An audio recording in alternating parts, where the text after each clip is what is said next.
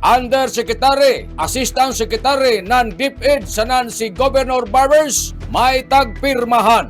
Nagmuwa signing para ng National School Building Program niadto nga niaging adlaw kaiban si Mr. Jonathan A. Litang ang PPDO nan ato probinsya. Ini amoy taglaong ni Provincial Governor Lyndon Barbers nga formal nida na tagpirmahan ang Memorandum of Agreement kon MUA para sa implementasyon ng National School Building Program. Kaiban ang mga kadagkuan ng Department of Education na tagrepresentahan nila Undersecretary Peter Corvera sanan Assistant Secretary Aurelio Paulo Bartolome. Si Governor Lyndon Barbers milaong kumanbuntag, dako ini nalakang sa ato mga pagpaningkamot na mabutang ang classroom requirements ng ato mga eskwelahan sanan mapalambo ang learning environment para sa ato mga estudyante sanan magtutudlo. Laong ni Governor Barbers pinaagi ng kusganon na kolaborasyon taliwa ng kagamahanan ng lalawigan ng Surigao del Norte sanan ang DepEd mas papaspas nato ang paghatag ng kalidad, luwas sa non-functional na mga classroom para sa ato mga kabatanunan.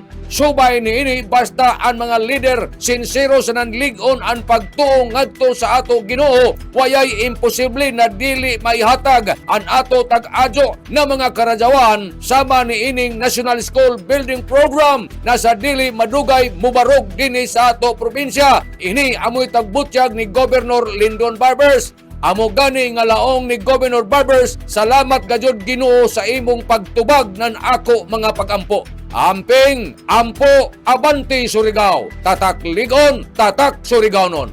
Nanukad, gikan diri sa Kapitolyo, ini si Marixie Nurse Marcon Simblags, Mario Conales, Simulan Mulaong salamat, marajaw na adlaw, natong tanan.